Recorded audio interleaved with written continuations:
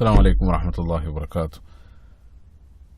أعوذ بالله من الشيطان الرجيم. بسم الله الرحمن الرحيم. الحمد لله والصلاة والسلام على رسول الله وعلى آله وصحبه أجمعين. أما بعد.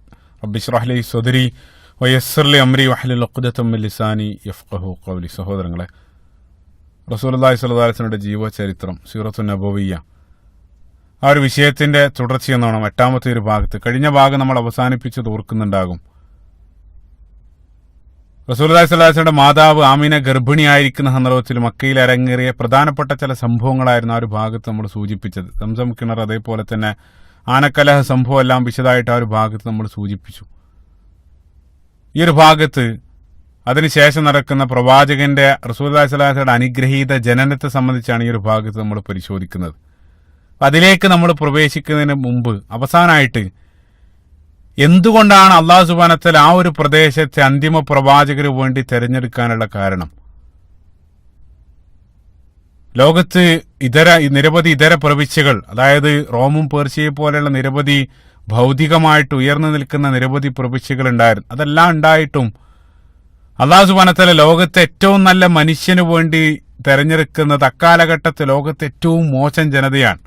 അതായത് ഭൗതികമായിട്ട് നമ്മൾ നോക്കുന്ന സന്ദർഭത്തിൽ ലോകത്തെ ഏറ്റവും അധപ്പതിച്ച ഒരു വിഭാഗത്തെ അല്ലെങ്കിൽ ഒരു ജനതയാണ് അള്ളാഹു സുബ്ഹാനഹു വ തആല ലോകത്തെ ഏറ്റവും നല്ല മനുഷ്യന് വേണ്ടി തെരഞ്ഞെടുക്കുന്നത്. സ്വന്തമായിട്ട് അവർക്കൊന്നും ഉണ്ടായിരുന്നില്ല. വലിയ ബിൽഡിങ്ങുകൾ, കെട്ടിടങ്ങളില്ല, നാഗരികതയില്ല, വേദഗ്രന്ഥങ്ങളുടെ അനുയായികളൊന്നും ആയിരുന്നില്ല അവർ. എന്നിട്ടും അള്ളാഹു സുബ്ഹാനഹു വ തആല എന്തുകൊണ്ടാണ് അറേബ്യയെ തെരഞ്ഞെടുക്കാനുള്ള കാരണം? അതിന്റെ പിന്നിൽ അതിമനോഹരമായിട്ടുള്ള ചില യുക്തികൾ പണ്ഡിതന്മാർ സൂചിപ്പിച്ചതായിട്ട് കാണാൻ സാധിക്കും. ആദ്യമായിട്ട് നമ്മൾ അതാണ് പരിശോധിക്കുന്നത്. ഒന്നാമതായിട്ട് നമ്മൾ അറേബ്യ പരിശോധിക്കുന്ന സന്ദർഭത്തിൽ ഭൂമിശാസ്ത്രപരമായിട്ട് അറേബ്യൻ ഉപദ്വീപിന് വളരെയധികം പ്രാധാന്യങ്ങളുണ്ട്. ഇപ്പൊ മണൽക്കാടുകൾ, അതേപോലെ തന്നെ മരുഭൂമികളാലെല്ലാം ചുറ്റപ്പെട്ട് കിടക്കുന്നതുകൊണ്ട് തന്നെ വിദേശ രാഷ്ട്രങ്ങളുടെ അധിനിവേശത്തിന് ഒരിക്കൽ പോലും അറേബ്യ വിധേയമായിരുന്നില്ല. അറേബ്യ ഇരിക്കുന്ന അക്കാലഘട്ടത്തെ ഏറ്റവും വലിയ രണ്ട് സൂപ്പർ പവറുകളായിരുന്ന റോമും പേർഷ്യക്കിടയിലാണ് അറേബ്യ ഉള്ളത്. അവര് പരസ്പരം യുദ്ധം ചെയ്യുന്നുണ്ട്. അതോടൊപ്പം തന്നെ അവര് നിരവധി ഇതര പ്രവിശ്യകൾ അവർ കീഴടക്കുന്നുണ്ട്. പക്ഷെ ഒരിക്കൽ പോലും അറേബ്യയെ കീഴടക്കുന്നതിനെ സംബന്ധിച്ച് അവർ ചിന്തിച്ചിട്ടില്ല. അവർ മാത്രമല്ല, ലോകത്തുടനീളം നിരവധി പടയോട്ടങ്ങൾ നടത്തിയ, ചരിത്രത്തിൽ അറിയപ്പെട്ട ചില ചക്രവർത്തിമാർ അവരൊരിക്കലും അറേബ്യയിലേക്കൊരു മുന്നേറ്റം നടത്തിയായിട്ട് നമ്മൾ കാണുന്നില്ല. ഒന്നാമതായിട്ട് അത്തരത്തിലൊരു നീക്കം നടത്തുന്നതുകൊണ്ട് തന്നെ പ്രത്യേകിച്ച് എന്തെങ്കിലും ഒരു നേട്ടമുള്ളതായിട്ട് അവർക്ക് തോന്നിയില്ല എന്നുള്ള. കാരണം അവിടെ ഒന്നുമില്ല, ഇന്നത്തെ പോലെ എണ്ണ ഒന്നും ഇല്ലാത്തത് കൊണ്ട് തന്നെ ആ രൂപത്തിലുള്ള ഒരു അധിനിവേശ ശ്രമം ഒരാളും നടത്തിയിരുന്നില്ല. മറ്റുള്ള ആളുകളാലെല്ലാം ചരിത്രത്തിലുടനീളം അവഗണിച്ചിട്ടൊരു ഭൂമിയായിരുന്നു അറേബ്യ. മറ്റുള്ള ആളുകളുടെ കോളനി വൽക്കരണത്തിന് ഒരിക്കൽ പോലും അറേബ്യ വിധേയമായിട്ടില്ല. അതേപോലെ തന്നെ അവര് ഒരിക്കലും അറേബ്യക്ക് പുറത്തേക്ക് മറ്റുള്ള പ്രദേശങ്ങളുമായിട്ട് അവർ യുദ്ധത്തിന് പോകാനെന്ന് അവരും ശ്രമിച്ചിട്ടില്ല. അവരെ സംബന്ധിച്ചിടത്തോളം ആ ഒരു പ്രവിശ്യക്കകത്ത് അവർ ഗോത്രം തിരിഞ്ഞ് പരസ്പരം കാലങ്ങളോളായിട്ട് സംഘട്ടനത്തിൽ ഏർപ്പെട്ടുകൊണ്ട് അവരവിടെ ജീവിച്ചു പോകുകയായിരുന്നു. അതുകൊണ്ടാണ് പിൻകാലഘട്ടത്തിൽ ഇസ്ലാമിന്റെ ഉദയത്തിന് ശേഷം റോമും പേർഷ്യയുമായിട്ടെല്ലാം യുദ്ധത്തിന് അവർ പോയ സന്ദർഭത്തിൽ അവർക്ക് വലിയ ഷോക്കായിരുന്നത്. കാരണം 1% പോലും അറേബ്യയിൽ നിന്ന് അത്തരത്തിലൊരു നീക്കം അവര് സ്വപ്നം പോലും അവർക്ക് കാണാൻ കഴിയുന്നതായിരുന്നില്ല. അതായത് ഇപ്പൊ ഇന്നത്തെ ഒരു കോണ്ടെക്സ്റ്റിലേക്ക് കൊണ്ടുവരാണെങ്കിൽ, ആഫ്രിക്കൻ വനാന്തരങ്ങളിലല്ല ഏതെങ്കിലും ഒരു ഗോത്ര വിഭാഗം വന്ന് അമേരിക്കയെ കീഴടക്കുന്നത് പോലെയുള്ള ഒരു അത്ഭുതമാണ് അവിടെ സംഭവിച്ചത്.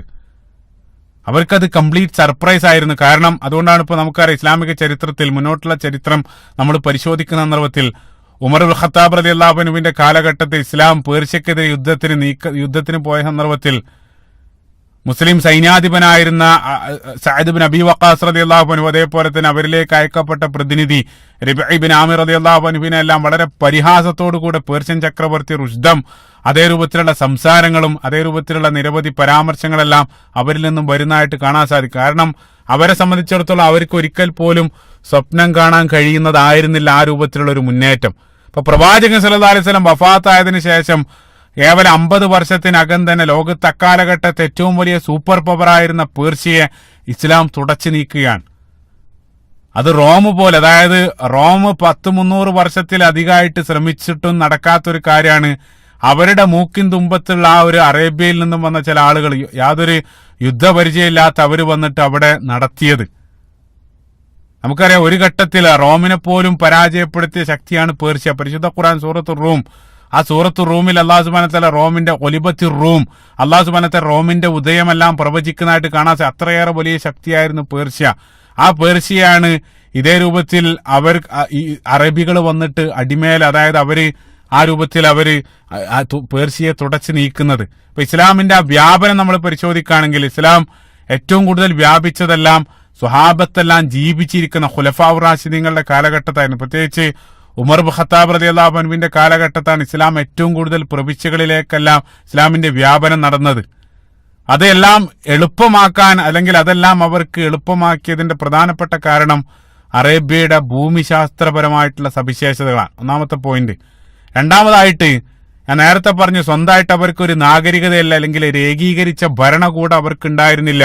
ഗോത്രം തിരിഞ്ഞുകൊണ്ട് അവർ കാലങ്ങളായിട്ട് പരസ്പരം കലഹിച്ചുകൊണ്ടിരിക്കുകയായിരുന്നു. അപ്പൊ അതുകൊണ്ട് തന്നെ ഇസ്ലാമിലൂടെ ആദ്യമായിട്ട് അവർക്കിടയിൽ അവർ ഐക്യപ്പെടുക, അല്ലെങ്കിൽ അവർ ഏകീകരിക്കപ്പെടുകയാണ്. പുറത്തുള്ള മറ്റൊരു കൾച്ചറിന്റെ മറ്റൊരു സംസ്കാരത്തിന്റെ സ്വാധീനം ഏൽക്കാത്തത് കൊണ്ട് തന്നെ ഇസ്ലാമിക് കൾച്ചർ, ഇസ്ലാമിക നാഗരികത പെട്ടെന്ന് അവരിലേക്ക് വേരോടി എന്നുള്ളതാണ്. അപ്പൊ നേരെ തിരിച്ച് ഇപ്പൊ ഇസ്ലാം അല്ലെങ്കിൽ അന്തിമ പ്രവാചകൻ റോമിലേക്കും പേർഷ്യയിലേക്കാണ് അല്ലാഹു സുബ്ഹാനഹു വ തആല നിയോഗിച്ചിരുന്നതെങ്കിൽ അവിടെ ഓൾറെഡി നിരവധി നാഗരികതകളും നിരവധി സംസ്കാരങ്ങളെല്ലാം അവിടെ കാലഘട്ടങ്ങളായിട്ട് അവിടെ നിലനിൽക്കുന്നുണ്ട്. അപ്പൊ അവിടേക്ക് ഇസ്ലാം വന്നു കഴിഞ്ഞാൽ ആദ്യം നിലവിലുള്ള ആ സംവിധാനത്തെയും ആ സംസ്കാരത്തെയും നാഗരികതയെല്ലാം തുടച്ചു നീക്കി വേണം ഇസ്ലാമിക സംസ്കാരം അവരിലേക്ക് സന്നിവേശിപ്പിക്കപ്പെടാൻ. അറേബ്യയെ സംബന്ധിച്ചിടത്തോളം അതൊരു വാക്വമായിരുന്നു. അപ്പൊ അതുകൊണ്ട് തന്നെ പെട്ടെന്ന് ഇസ്ലാം അവരിലേക്ക് നടക്കാൻ സാധിച്ചു എന്നുള്ള. അപ്പോ എളുപ്പത്തിൽ മനസ്സിലാക്കുമ്പോൾ നിരവധി കല്ലുകളുള്ള ഒരു കുപ്പി, അതേപോലെ തന്നെ ഒരു കാലിക്കുപ്പി നിങ്ങൾ മനസ്സിൽ സങ്കല്പിക്കുക. അതിലേക്കൊരു ശുദ്ധമായിട്ടുള്ള പാല് നിറക്കണമെങ്കിൽ ആദ്യം കാലിക്കുപ്പിയിലേക്ക് നിറക്കാനാണ് എളുപ്പം. അതേ സന്ദർഭത്തിൽ ആ കല്ലുള്ള കുപ്പിയാണെങ്കിൽ ആ കല്ല് ഒഴിവാക്കി അത് ക്ലീൻ ചെയ്തിട്ട് വേണം അതിലേക്ക് ആ പാല് നിറക്കാൻ. അതേ രൂപത്തിലാണ് അവിടെ സംഭവിച്ചത്. മറ്റുള്ള പുറത്തുള്ള അതേ രൂപത്തിലുള്ള, അല്ലെങ്കിൽ നിരവധി ഒറ്റപ്പെട്ട ഒരു പ്രവിശ്യ ആയതുകൊണ്ട് തന്നെ പുറത്തുള്ള കൾച്ചർ വല്ലാതെ അറേബ്യയെ സ്വാധീനിച്ചിട്ടുണ്ടായിരുന്നില്ല. അതേപോലെ തന്നെ നേരത്തെ പറഞ്ഞതുപോലെ ആദ്യമായിട്ട് അവർ ഒന്നിച്ചത്, ഏകീകരിക്കപ്പെട്ടതും പ്രവാചകൻ സല്ലല്ലാഹു അലൈഹി വസല്ലം, അവരെ സംബന്ധിച്ചിടത്തോളം വല്ലാത്തൊരു അനുഭവമായിരുന്നത്. ആദ്യമായിട്ട് നിരവധി ഗോത്രം തിരിഞ്ഞിരിക്കുന്ന, അല്ലെങ്കിൽ ജാതിയുടെയും വംശത്തിന്റെയും ഗോത്രത്തിന്റെയും പേരിൽ തമ്മിലടിച്ചുകൊണ്ടിരിക്കുന്ന അവരാദ്യമായിട്ട് ഒരു ബാനറിൽ ഒന്നിക്കുന്നത് പ്രവാചകൻ സല്ലല്ലാഹു അലൈഹി വസല്ലമയിലൂടെയാണ്. അതായത് അവർക്കിടയിൽ ഉണ്ടായിരുന്ന ഐക്യം എന്നുള്ളത് ഫ്രഷ് ആയിരുന്നു. അപ്പൊ അതുകൊണ്ട് തന്നെ പുറത്തുള്ള വൻ ശക്തികളായിട്ടുള്ള ആളുകളെ സംബന്ധിച്ചിടത്തോളം ഇതേ രൂപത്തിൽ പരസ്പരം തമ്മിലടിച്ചുകൊണ്ടിരിക്കുന്ന ഗോത്രങ്ങൾ ഐക്യപ്പെട്ട് തങ്ങളെ കീഴടക്കാൻ വരുന്നത് അവരെ സംബന്ധിച്ചിടത്തോളം അവർക്ക് സ്വപ്നം പോലും കാണാൻ സാധിച്ചിരുന്നില്ല. അതുകൊണ്ടാണ് പേർഷ്യൻ, ഞാൻ നേരത്തെ പറഞ്ഞ ആ പേർഷ്യൻ ചക്രവർത്തി ആ രൂപത്തിലെല്ലാം സംസാരിക്കാനുള്ള കാരണം.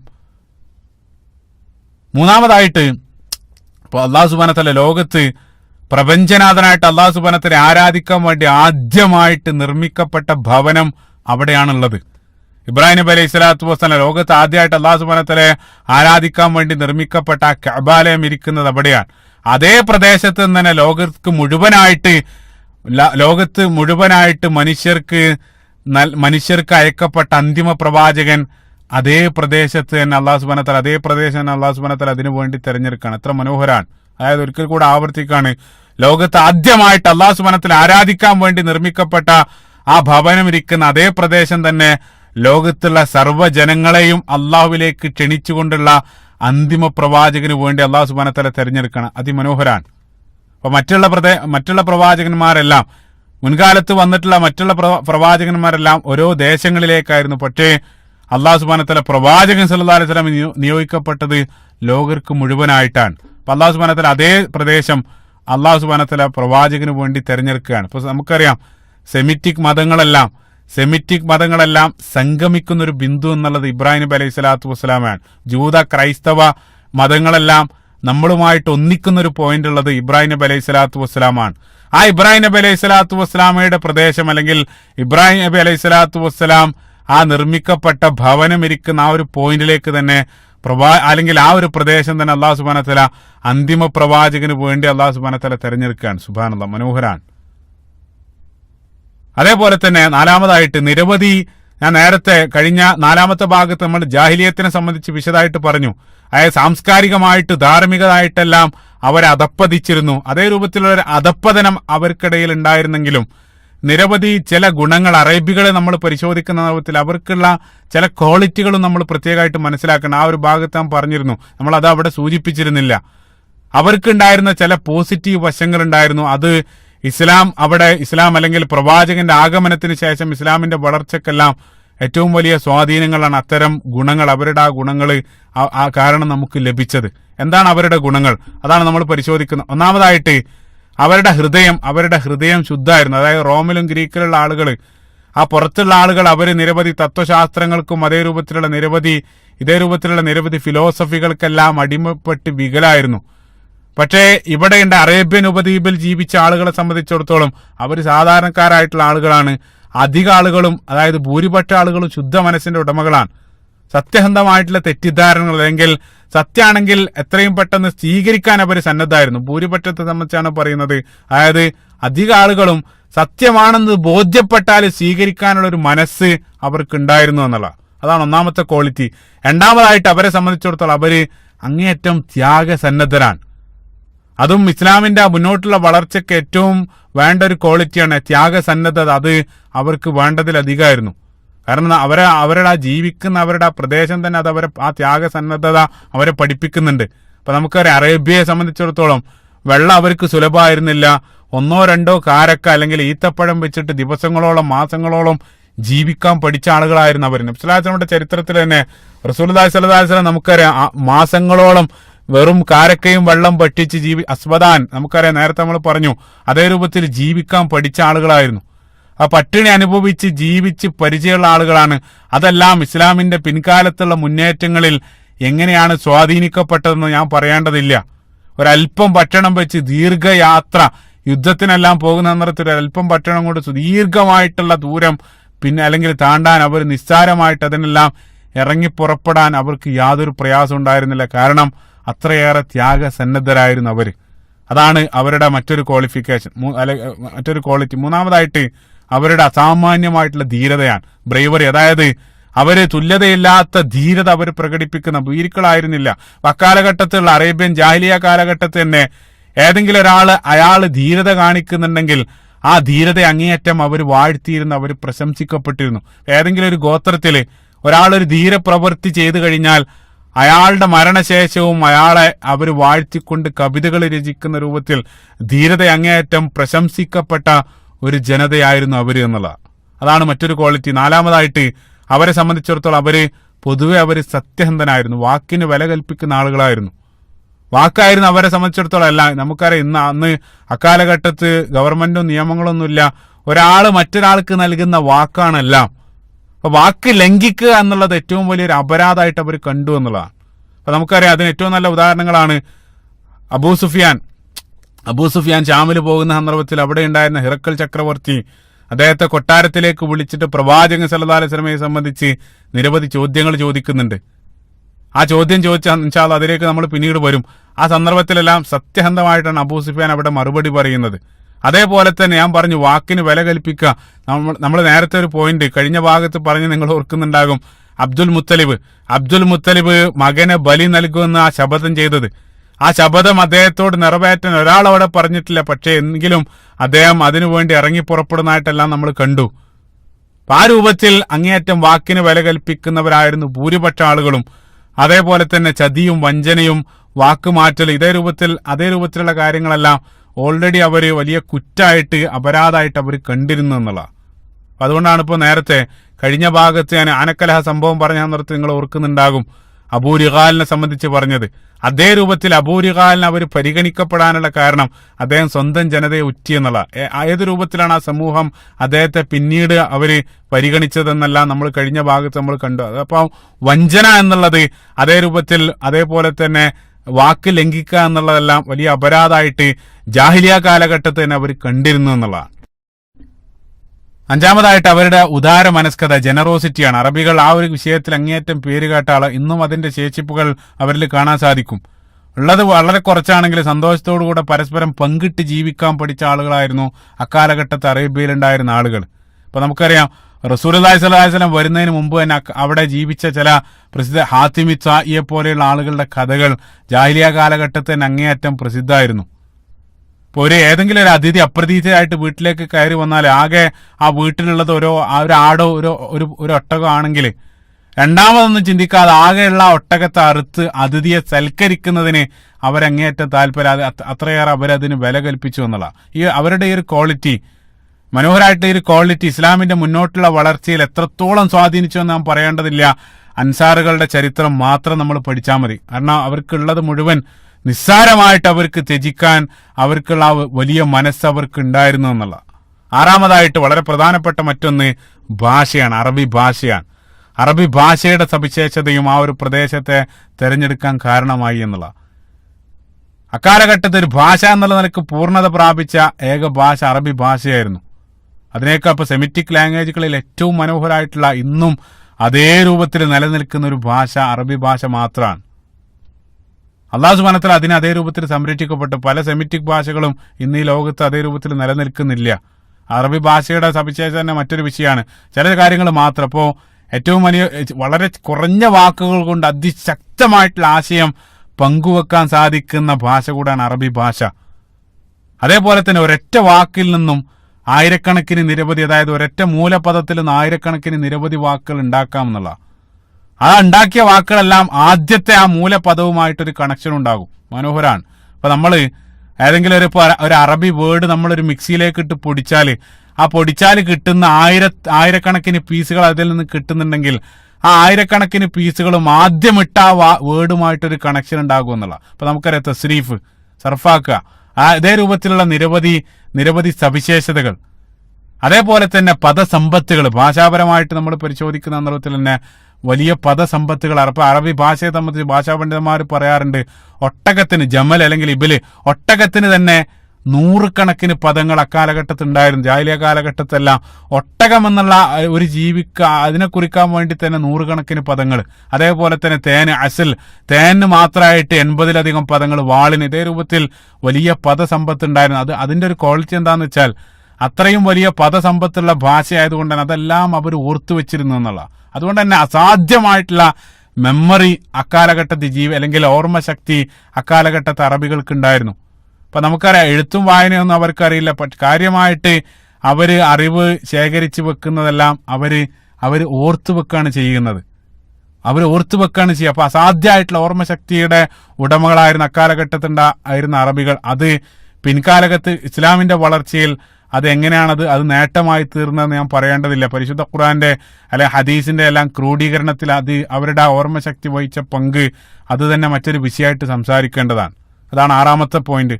ഏഴാമതായിട്ട് ഇതുവരെ പറഞ്ഞതിനേക്കാളെല്ലാം ഏറ്റവും പ്രധാനപ്പെട്ട മറ്റൊരു പോയിന്റ് എന്താന്ന് വെച്ചാൽ അല്ലാഹു സുബ്ഹാനഹു വ തആല അന്തിമ പ്രവാചകന് വേണ്ടി അറേബ്യയെ തെരഞ്ഞെടുക്കാനുള്ള ഏറ്റവും പ്രധാനപ്പെട്ട ഒരു കാരണം ഇബ്രാഹിം നബി അലൈഹി സ്വലാത്തു വസ്സലാമയുടെ പ്രാർത്ഥനയുടെ പൂർത്തീകരണമായിരുന്നു. അത് ഇബ്രാഹിം നബി അലൈഹി സ്വലാത്തു വസ്സലാം നൂറ്റാണ്ടുകൾക്ക് മുമ്പ് ആ വിജനമായ അറേബ്യൻ ദേശത്ത് വെച്ചുകൊണ്ട് ഒരു പ്രാർത്ഥന നടത്തിയിട്ടുണ്ട്. പരിശുദ്ധ ഖുർആൻ സൂറത്തുൽ ബഖറയുടെ 129-ാമത്തെ വചനത്തിൽ റബ്ബനാ വബഅസ് ഫീഹിം റസൂലൻ മിൻഹും യത്ലു അലൈഹിം ആയാതിക വയുഅല്ലിമുഹുൽ കിതാബ വൽ ഹിക്മ വയുസക്കീഹിം, ഇബ്രാഹിം നബി അലൈഹി സ്വലാത്തു വസ്സലാം നടത്തിയ പ്രാർത്ഥനയാണ്. ഓ അല്ലാഹ്, നിന്റെ ദൃഷ്ടാന്തങ്ങൾ ഓതിക്കൊടുക്കുന്ന അല്ലെങ്കിൽ അവർക്ക് വേദഗ്രന്ഥവും ജ്ഞാനവും എല്ലാം അഭ്യസിക്കുന്ന ഒരു പ്രവാചകനെ റസൂലൻ മിൻഹും അവരിൽ നിന്ന് തന്നെ നീ നിയോഗിക്കണമെന്ന് നൂറ്റാണ്ടുകൾക്ക് മുമ്പ് ഇബ്രാഹിം നബി അലൈഹി സ്വലാത്തു വസ്സലാം, ഖലീലുള്ളാഹി ഇബ്രാഹിം നബി അലൈഹി സ്വലാത്തു വസ്സലാം പ്രാർത്ഥിച്ചിട്ടുണ്ട്. ആ പ്രാർത്ഥനയുടെ പൂർത്തീകരണം കൂടിയാണ് നബി സല്ലല്ലാഹു അലൈഹി വസല്ലം. ഇബ്രാഹിം നബി അലൈഹി സ്വലാത്തു വസ്സലാം പ്രാർത്ഥിച്ചു. അതേപോലെ തന്നെ പ്രവാചകൻ സല്ലല്ലാഹു അലൈഹി വസല്ലം റസൂലുള്ളാഹി സ്വല്ലല്ലാഹു അലൈഹി വസല്ലമക്ക് തൊട്ട് മുമ്പ് കടന്നു വന്ന ഈസാ നബി അലൈഹി സ്വലാത്തു വസ്സലാം സന്തോഷ വാർത്ത നൽകിയ പ്രവാചകൻ. ഈസാ നബി അലൈഹി സ്വലാത്തു വസ്സലാം ഞാൻ പോയാൽ വരാനിരിക്കുന്ന ഒരു സത്യത്തിന്റെ ആത്മാവിനെ സംബന്ധിച്ച് അവർക്ക് ഈസാ നബി അലൈഹി സ്വലാത്തു വസ്സലാം സുവിശേഷം നൽകിയിരുന്നു. സൂറത്ത് സൊഫിന്റെ 6-ാമത്തെ വചനത്തിൽ അല്ലാഹു സുബ്ഹാനഹു വ തആല മുബശ്ശിറൻ ബിറസൂലിൻ യഅതി മിൻ ബഅദി ഇസ്മുഹു അഹ്മദ്, ഈസാ നബി അലൈഹി സ്വലാത്തു വസ്സലാം അവരോട് പറഞ്ഞതാണ്, എനിക്ക് ശേഷം വരാനിരിക്കുന്ന അഹ്മദ് എന്നുള്ള ദൂതനെ സംബന്ധിച്ച് ഞാനിതാ നിങ്ങൾക്ക് സന്തോഷ വാർത്ത നൽകിയിരിക്കുന്ന ഈസാ നബി അലൈഹി സ്വലാത്തു വസ്സലാം പറഞ്ഞതാണ്. ഈ രണ്ട് പ്രവാചകന്മാരുടെ ആ പ്രസ്താവനകൾ നമ്മൾ ചേർത്ത് വെക്കുന്ന സന്ദർഭത്തിൽ പ്രവാചകൻ സല്ലല്ലാഹു അലൈഹി വസല്ലം റസൂലുള്ളാഹി സ്വല്ലല്ലാഹു അലൈഹി വസല്ലം സ്വന്തം നിയോഗത്തെ സംബന്ധിച്ച് പറഞ്ഞ മനോഹരമായിട്ട് ചില വാക്കുകൾ ഈ ഒരു ഭാഗത്ത് നമ്മൾ ചേർത്ത് വായിക്കുക. പ്രവാചകൻ സല്ലല്ലാഹു അലൈഹി വസല്ലം പറഞ്ഞു, അന ദഅവതു അബി ഇബ്രാഹിം വ ബിശാറത്തു അഖി ഈസ ഇബ്നു മറിയം. റസൂലുള്ളാഹി സ്വല്ലല്ലാഹു അലൈഹി വസല്ലം പറഞ്ഞ വാക്കുകളാണ്. ഞാൻ എൻ്റെ പിതാവ് ഇബ്രാഹിം നബി അലൈഹി സ്വലാത്തു വസ്സലാമയുടെ പ്രാർത്ഥനയാണ്, അതേപോലെ തന്നെ വ ബിഷാറത്തു അഖി ഈസ ഇബ്നു മറിയം, എൻ്റെ സഹോദരൻ ഈസാ നബി അലൈഹി സ്വലാത്തു വസ്സലാമയുടെ സന്തോഷ വാർത്തയുമാണ്. റസൂലുള്ളാഹി സ്വല്ലല്ലാഹു അലൈഹി വസല്ലം സ്വന്തത്തെ സംബന്ധിച്ചാണ് പറയുന്നത്, ഞാൻ എൻ്റെ പിതാവിന്റെ പ്രാർത്ഥനയാണ്, അതേപോലെ തന്നെ ഈസാ നബി അലൈഹി സ്വലാത്തു വസ്സലാമയുടെ സന്തോഷ വാർത്തയുമാണ്. അതിന്റെ പൂർത്തീകരണത്തിന് വേണ്ടി കടന്നു വന്നതാണ് പ്രവാചകൻ സല്ലല്ലാഹു അലൈഹി വസല്ലം. ഇനി നമ്മൾ പ്രധാനപ്പെട്ട റസൂലുള്ളാഹി സ്വല്ലല്ലാഹു അലൈഹി വസല്ലമയുടെ ജനനത്തിലേക്കാണ്, അനുഗ്രഹീത ജനനത്തിലേക്കാണ് നമ്മൾ പ്രവേശിക്കുന്നത്. അപ്പോൾ കഴിഞ്ഞ ഭാഗങ്ങളിൽ മാതാവ് ആമിന ഗർഭിണിയായിരിക്കുന്ന സന്ദർഭത്തിൽ പിതാവ് മരണപ്പെട്ടതും, അതേപോലെ തന്നെ ആമിന ഗർഭിണിയായിരിക്കുന്ന ആ ഗർഭാവസ്ഥയുടെ അവസാന കാലത്ത് റസൂലുള്ളാഹി സ്വല്ലല്ലാഹു അലൈഹി വസല്ലം ജനിക്കുന്നതിന്റെ 50-55 ദിവസങ്ങൾക്ക് മുമ്പ് മക്കയിൽ അരങ്ങേറിയ ആനക്കലഹ സംഭവം എല്ലാം നമ്മൾ പറഞ്ഞു. അതിനെല്ലാം ശേഷം, അതിന്റെ തുടർച്ചയായിട്ട് അതിനെല്ലാം ശേഷം ആ ജാഹിലിയത്തിന്റെ അന്ധകാരത്തെ തുടച്ചു നീക്കിക്കൊണ്ട് ലോകത്തുള്ള സർവ്വ അന്ധകാരത്തെയും തുടച്ചു നീക്കിക്കൊണ്ട് ലോകത്തിന് വെളിച്ചമായിട്ട് സിറാജൻ മുനീറയായിട്ട് റസൂലുള്ളാഹി സ്വല്ലല്ലാഹു അലൈഹി വസല്ലം അവിടെ പിറന്നു വീഴുകയാണ്. ഇപ്പൊ റസൂലുള്ളാഹിന്റെ ജനനവുമായിട്ട് ബന്ധപ്പെട്ട് അരങ്ങേറിയ നിരവധി അത്ഭുത സംഭവങ്ങൾ ചരിത്ര ഗ്രന്ഥങ്ങൾ ഉദ്ധരിക്കപ്പെട്ടതായിട്ട് കാണാൻ സാധിക്കും. അതിൽ അങ്ങേയറ്റം ആധികാരികമായിട്ടുള്ളത് മാത്രമേ ഞാൻ ഇവിടെ പരിശോധിക്കുന്നുള്ളൂ. കാരണം ഈ ഒരു പരമ്പരയിലുടനീളം ആധികാരികത വേണ്ടത്ര കഴിയുന്നത്ര നിലനിർത്താൻ വേണ്ടി ശ്രമിക്കുകയാണ്. കാരണം ഈ രൂപത്തിൽ നിരവധി കഥകൾ പിൻകാലഘട്ടത്തിൽ പടച്ചുണ്ടാക്കിയിട്ടുണ്ട്. അത് പല പണ്ഡിതന്മാര് സൂചിപ്പിച്ചിട്ടുണ്ട്. ഇപ്പോൾ അത്ഭുതം എന്താണെന്ന് വെച്ചാൽ ആദ്യകാലത്ത് രചിക്കപ്പെട്ട സീറ ഗ്രന്ഥങ്ങൾ, ആ സീറ ഗ്രന്ഥരചയിതാക്കൾക്ക് ഇബ്നു ഹിശാമിനൊന്നും അവർക്കൊന്നും ലഭിക്കാത്ത പലതും പിൻകാലഘട്ടത്തിൽ രചിക്കപ്പെട്ട സീറ ഗ്രന്ഥങ്ങളിൽ കടന്നുകൂടിയിട്ടുണ്ട്. പല കള്ളക്കഥകളും റസൂലുള്ളാഹിന്റെ പേരിൽ പിന്നീട് നല്ല ഉദ്ദേശത്തിലായിരിക്കാം, റസൂലുള്ളാഹിനെ മദ്ഹ് ചെയ്യുക എന്നുള്ള ഉദ്ദേശത്തിൽ തന്നെ പലതും പിന്നീട് പടക്കപ്പെട്ടതായിട്ട് കാണാൻ സാധിക്കും എന്നുള്ളതാണ്. അപ്പൊ അവരുടെ ഉദ്ദേശം നല്ലതായിരിക്കും, റസൂലുള്ളാഹിനെ വാഴ്ത്തലാണ്. പക്ഷെ നമ്മൾ മനസ്സിലാക്കേണ്ടത് റസൂലുള്ളാഹി സ്വല്ലല്ലാഹു അലൈഹി വസല്ലമയെ വാഴ്ത്താനുള്ളത് തന്നെ ധാരാളത്തിലധികമാണ്. അല്ലാഹു സുബ്ഹാനഹു വ തആല പരിശുദ്ധ ഖുർആനിൽ നൽകിയ മദ്ഹ് തന്നെ ധാരാളമാണ്. അതിലപ്പുറം ഇല്ലാത്തത്, ഉറപ്പില്ലാത്തത് പറഞ്ഞ് റസൂലുള്ളാഹിനെ വാഴ്ത്തേണ്ട ആവശ്യം നമുക്കില്ല. അപ്പൊ അതുകൊണ്ട് തന്നെ റസൂലുള്ളാഹി സ്വല്ലല്ലാഹു അലൈഹി വസല്ലം ഉദാഹരണത്തിന് ഏറ്റവും നല്ല ലളിതമായിട്ട് മനസ്സിലാക്കാൻ ഒരു ഉദാഹരണം പിൻകാലത്ത് കടന്നുകൂടിയപ്പോൾ ഒരു കഥയാണ്. റസൂലുള്ളാഹി സ്വല്ലല്ലാഹു അലൈഹി വസല്ലം ജനിച്ച സന്ദർഭത്തിൽ ഹറമിലുള്ള മിനാരങ്ങൾ സുജൂദിൽ വീണു എന്നുള്ളതാണ്. ചിന്തിച്ചു നോക്കുക, ഹറമിൽ അക്കാലഘട്ടത്തിൽ മിനാരം പോലും ഉണ്ടായിരുന്നില്ല. അപ്പൊ ഇതേ രൂപത്തിൽ പലതും പിന്നീട് എഴുതി ഉണ്ടാക്കപ്പെട്ടു എന്നുള്ളത്, അതാണ് ഒന്നാമത്തെ കാറ്റഗറി. രണ്ടാമതായിട്ട് ചരിത്ര ഗ്രന്ഥങ്ങളിൽ ഉദ്ധരിക്കപ്പെട്ട ചില കാര്യങ്ങൾ, അത് ആധികാരികമായിട്ട് സ്വീകാര്യമായിട്ടുള്ള ഇസ്നാദ് നിവേദന പരമ്പരകളില്ലാത്ത നിരവധി ഉദ്ധരണികൾ, അത് അള്ളാഹു അല ഒരുപക്ഷെ ശരിയായിരിക്കാം, ഒരുപക്ഷെ തെറ്റായിരിക്കും, അതേ രൂപത്തിലുള്ള ഉദ്ധരണികൾ. ഇപ്പൊ ഉദാഹരണത്തിന് ഇമാം ബൈഹഖി, അതേപോലെ തന്നെ ഇമാം തുബരി എല്ലാം അവരെല്ലാം ഉദ്ധരിക്കപ്പെടുന്ന ചില ഉദ്ധരണികൾ. ഇപ്പൊ പ്രവാചകൻ സല്ലല്ലാഹു അലൈഹി വസല്ലം ജനിച്ചു വീഴുന്ന സന്ദർഭത്തിൽ കിസ്രയുടെ കൊട്ടാരം, ലമ്മാ കാനത്തിൽ ലൈലത്തുല്ലത്തി ഉലിദ ഫിഹാ റസൂലുള്ളാഹി സല്ലല്ലാഹു അലൈഹി വസല്ലം ഇർതജസ ഈവാനു കിസ്രയുടെ കൊട്ടാരം തകർന്നു വീണു എന്നുള്ള, കൊട്ടാരത്തിന്റെ 10-14 ബാൽക്കണികൾ തകർന്നു വീണു എന്നുള്ള, അതാണ് ഒരു ഉദ്ധരണി. അതേപോലെ തന്നെ മജൂസികളുടെ തീ, പേർഷ്യക്കാരുടെ ആ തീ, സൽമാൻ ഫാരിസി റളിയല്ലാഹു അൻഹുവിന്റെ ആ ചരിത്രം പറഞ്ഞ സന്ദർഭത്തിൽ നിങ്ങൾ ഓർക്കുന്നുണ്ടാകും. അവരണയാതെ സൂക്ഷിക്കുന്ന ആ തീ റസൂലുള്ളാഹി സ്വല്ലല്ലാഹു അലൈഹി വസല്ലം പിറന്നു വീണ സന്ദർഭത്തിൽ അത് അണഞ്ഞു എന്നുള്ളതാണ്. അപ്പൊ അതേ രൂപത്തിലുള്ള നിരവധി ഉദ്ധരണികൾ, അത് പല പണ്ഡിതന്മാരും അത് സ്വീകരിച്ചിട്ടില്ല. ഒരുപക്ഷെ ശരിയായിരിക്കാം, തെറ്റായിരിക്കാം, അള്ളാഹു അലം. അപ്പൊ സൂക്ഷ്മതക്ക് നല്ലത് 100% ഉറപ്പില്ലാത്ത അത്തരം ഉദ്ധരണികൾ സ്വീകരിക്കാതിരിക്കുന്നതാണ്. അതേപോലെ തന്നെ ഇപ്പോൾ മറ്റൊരു ഉദാഹരണമാണ് റസൂലുള്ളാഹി സ്വല്ലല്ലാഹു അലൈഹി വസല്ലം ചേലാകർമ്മം ചെയ്യപ്പെട്ട സുന്നത്ത്, സർക്കംസിഷൻ, ആ അത് ചെയ്യപ്പെട്ട രൂപത്തിലാണ് ജനിച്ചു വീണത്, ഉലിദ മഖ്തൂന. അതേപോലെ തന്നെ കൈവിരലുകൾ ആകാശത്തേക്ക് നോക്കി, അതിനെല്ലാം ചില ഇപ്പൊ ഇബ്നു ഇസ്ഹാഖ് റഹിമഹുല്ലാഹ്, അദ്ദേഹമാണ് സീറയിൽ ആധികാരിക ഗ്രന്ഥമായിട്ട് 90% സീറ രചനകൾക്ക് ആശ്രയിക്കപ്പെടുന്ന ഗ്രന്ഥം. അതിൽ പോലും അത്തരം ഉദ്ധരണികൾ കാണാൻ സാധിക്കും. ഇപ്പൊ 7ാമത്തെ ദിവസം അബ്ദുൽ മുത്തലിബാണ് റസൂലുള്ളാഹി സ്വല്ലല്ലാഹു അലൈഹി വസല്ലമയെ സുന്നത്ത് ചേലാകർമ്മം ചെയ്തതെന്നാണ് ഇബ്നു ഇസ്ഹാഖ് സൂചിപ്പിക്കുന്നത്. അതേപോലെ തന്നെ മഹാനായ പണ്ഡിത് ഇബ്നു ഖയ്യിം റഹിമഹുല്ലാഹ് അദ്ദേഹത്തിന്റെ സാദുൽ മആദിലെല്ലാം അതിന്റെ ഇസ്നാദിനെ ചോദ്യം ചെയ്തതായത്, അതായത് റസൂലുള്ളാഹി സ്വല്ലല്ലാഹു അലൈഹി വസല്ലം ഈ പ്രവാചകൻ സല്ലല്ലാഹു അലൈഹി വസല്ലം സുന്നത്ത് ചെയ്യപ്പെട്ട നിലയിലാണ് ജനിച്ചു വീണത് എന്നുള്ളതിനെ ചോദ്യം ചെയ്യപ്പെട്ടതായിട്ടെല്ലാം കാണാൻ സാധിക്കും. അപ്പൊ അതേ രൂപത്തിലാണ് പലതും ഉദ്ധരിക്കപ്പെട്ടിട്ടുണ്ട്. അതിന്റെ ആധികാരികത 100% ഉറപ്പില്ല. പക്ഷേ 100% ആധികാരികമായിട്ട് റസൂലുള്ളാഹി സ്വല്ലല്ലാഹു അലൈഹി വസല്ലം തന്റെ ജനനവുമായിട്ട് ബന്ധപ്പെട്ട സൂചിപ്പിക്കപ്പെട്ട ഒരു ഉദ്ധരണി, അത് നമുക്ക് കാണാം. അത് അല്ലാഹു സുബ്ഹാനഹു വ തആല വഹീന്റെ അടിസ്ഥാനത്തിൽ പ്രവാചകൻ സല്ലല്ലാഹു അലൈഹി വസല്ലം സംസാരിച്ച മനോഹരമായിട്ടുള്ള ഉദ്ധരണി, സ്വഹീഹായിട്ടുള്ള ഹദീസാണ്. ഇമാം മുസ്നദ് റഹിമഹുല്ലാഹ് അദ്ദേഹത്തിന്റെ ഇമാം അഹമ്മദ് റഹിമഹുല്ല അദ്ദേഹത്തിന്റെ മുസ്നദിൽ, അതേപോലെ ഇബ്നു സഅദിന്റെ തബഖാത്തിലെല്ലാം ഉദ്ധരിക്കപ്പെട്ടതായിട്ടുള്ള സ്വഹീഹായിട്ടുള്ള ഹദീസിൽ ഇർബാദ് ബിൻ സാരി റളിയല്ലാഹു അൻഹു നബി സല്ലല്ലാഹു അലൈഹി വസല്ലം പറയാണ്, വറുയ ഉമ്മി അല്ലതി റഅത് ഹീന ഹമലത് ബി, പ്രവാചകൻ സല്ലല്ലാഹു അലൈഹി വസല്ലമയെ വയറ്റിലുണ്ടാകുന്ന സന്ദർഭത്തിൽ മാതാവ് കണ്ട ഒരു സ്വപ്നം, കഅന്നഹു ഖറജ മിൻഹാ നൂറുൻ അളാഅത് ലഹു ഖുസൂറു ഷാം. റസൂലുള്ളാഹി സ്വല്ലല്ലാഹു അലൈഹി വസല്ലം മാതാവിന്റെ ശരീരത്തിൽ നിന്നും ഒരു പ്രകാശം പുറപ്പെട്ടു എന്നുള്ളത്. ആ പ്രകാശം ഖുസൂറു ഷാം, ഷാമിലുണ്ടായിരുന്ന ആ കൊട്ടാരങ്ങളെ മുഴുവൻ പ്രകാശിതമാക്കി എന്നുള്ളതാണ്. അപ്പൊ ഗർഭാവസ്ഥയിൽ ശരീരത്തിൽ നിന്നൊരു പ്രകാശം പുറപ്പെട്ടു. ആ പ്രകാശം സിറിയയിലുണ്ടായിരുന്ന കൊട്ടാരത്തെ മുഴുവൻ കൺമുമ്പിൽ പ്രകാശിതമാക്കി. അത്രയേറെ ശക്തമായിട്ടൊരു പ്രകാശം ശരീരത്തിൽ നിന്നും ഉത്ഭവിച്ചതായിട്ട് ആമിനെ കണ്ടു എന്നുള്ളതാണ്. റസൂലുള്ളാഹി സ്വല്ലല്ലാഹു അലൈഹി വസല്ലം പറഞ്ഞ സ്വഹീഹായിട്ടുള്ള ഹദീസാണ്. എന്തുകൊണ്ടാണ് സിറിയ അല്ലെങ്കിൽ ശ്യാം ഹൈലൈറ്റ് ചെയ്യപ്പെടാനുള്ള കാരണം എന്താണ്? നിരവധി പണ്ഡിതന്മാർ പല കാരണങ്ങൾ സൂചിപ്പിച്ചതായിട്ട് കാണാൻ സാധിക്കും. നമുക്കറിയാം, ശ്യാം എന്നുള്ളത് ഇന്നത്തെ സിറിയ അല്ല, മറിച്ച് ഗ്രേറ്റർ സിയ, ജെറൂസലേം അടക്കുന്ന, ബൈത്തുൽ മുഖദ്ദസ് അടക്കം അടങ്ങുന്ന ആ ഒരു പ്രവിശ്യയാണ്. അതിന്റെ പ്രാധാന്യം ഞാൻ പറയേണ്ടതില്ല. അല്ലാഹു സുബ്ഹാനഹു വ തആല പരിശുദ്ധ ഖുർആനിൽ ബാറക്നാ ഹൗലഹു, ആ ഒരു പ്രവിശ്യ മുഴുവൻ ബർക്കത്താക്കപ്പെട്ട പ്രദേശമാണ്. അതേപോലെ തന്നെ അത്ഭുതം എന്താ വെച്ചാൽ, ഇസ്ലാം അറേബ്യക്ക് പുറത്ത് ആദ്യമായിട്ട് ഇസ്ലാം കീഴടക്കിയ പ്രദേശം കൂടെയാണ് ശ്യാം. നമുക്കറിയാം, അബൂബക്കർ സിദ്ദീഖ് റളിയല്ലാഹു അൻഹു കാലഘട്ടത്തിൽ തന്നെ അതിലേക്കുള്ള ശ്രമങ്ങൾ, യർമൂക്ക് യുദ്ധം, പിന്നീട് ഖാദിസിയ, അതേപോലെ തന്നെ യുദ്ധത്തിലൂടെയെല്ലാം ആ ഒരു പ്രദേശം ഉടനെ തന്നെ നമ്മൾ കീഴടക്കുകയും ചെയ്തു എന്നുള്ള. അതേപോലെ തന്നെ ഈസാ നബി അലൈഹി സ്വലാത്തു വസ്സലാമയുമായിട്ട് ബന്ധപ്പെട്ടും ഈസാ നബി അലൈഹി സ്വലാത്തു വസ്സലാം രണ്ടാമത് റസൂലുള്ളാഹി സ്വല്ലല്ലാഹു അലൈഹി വസല്ലമയെ സത്യപ്പെടുത്തിക്കൊണ്ട് കടന്നു വരുന്നതെല്ലാം ആ ശ്യാമിലാണ്. ഡമസ്കസ് ശ്യാമിലാണ് ഇരിക്കുന്നത്, ആ ഒരു പ്രവിശ്യയിൽ. അപ്പൊ അതേ രൂപത്തിൽ നിരവധി സവിശേഷതകൾ ശ്യാമിനുണ്ട്. ശ്യാമിന്റെ സവിശേഷതകൾ വിശദീകരിക്കുന്ന നിരവധി ഹദീസുകളുണ്ട്.